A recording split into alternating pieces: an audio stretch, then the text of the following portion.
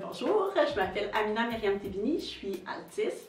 Donc une altiste, c'est un ou une musicienne qui joue de l'alto, qui est un instrument de la famille des cordes, qui est un peu plus grand que le violon, beaucoup plus petit que le violoncelle. Oui, c'est un instrument un petit peu plus rare, un peu plus mystérieux, puis j'étais curieuse du son, puis j'ai commencé à en jouer un peu.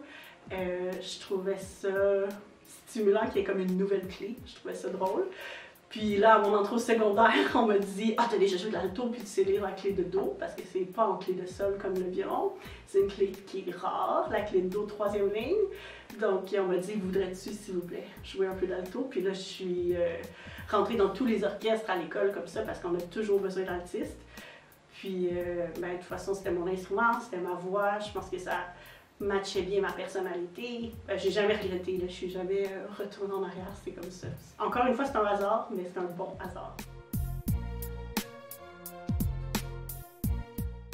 Je sais pas si je suis la seule musicienne, j'aimerais ça que les musiciens cool qui sont comme moi, je skie, puis je fais du pain, puis je cuisine, ben moi je pratique d'habitude. Mais là, comme j'avais beaucoup de temps avec la pandémie, justement, c'est pas un passe-temps, mais présentement, je suis en train vraiment de faire une formation plus sérieuse, là, vraiment sur les enjeux d'équité, d'inclusion, de diversité, puis je me donne vraiment là-dedans présentement. Puis dans le milieu classique, mais aussi dans d'autres milieux artistiques, puis aussi at large dans la société. Donc c'est ça qui occupe mon temps libre présentement quand je joue pas. C'est important la diversité parce que c'est important partout.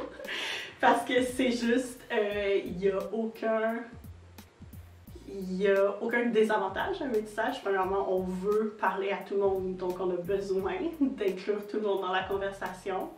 Par rapport à l'ensemble Biora, c'est moi ce qui m'a le plus frappé, ce qui a fait que spontanément c'était un oui, c'est que c'est le temps de montrer qu'on peut réunir plein de musiciens issus de plein de diversités différentes.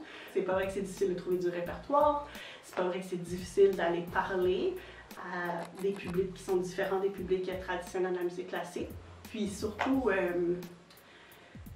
moi, ça m'a marqué. Un jour, j'ai fait un concert dans un centre communautaire à Laval, il y a peut-être 5 ans, je dirais, puis il y avait plein de petites familles arabes, puis je voyais qu'il y avait plein de parents d'enfants qui me regardaient, puis je voyais qu'ils n'avaient jamais vraiment vu ça, une violoniste classique arabe qui jouait, puis ça m'a vraiment frappée parce que j'étais comme, ok, j'aurais voulu voir ça quand moi j'étais petite, j'aurais voulu que mes parents voient ça quand j'étais petite, quand j'étais en formation, puis je pense que l'ensemble Biora, c'est un peu ça qu'on fait, c'est qu'on veut mettre de la visibilité, donc juste pour montrer que au-delà de ce qu'on dit, oui, c'est accessible à tout le monde, mais ce n'est pour de vrai, c'est accessible pour tous les enfants, tous les jeunes qui sont à l'école présentement, qu'on veut partager, dans le fond, cet accès-là avec tout le monde.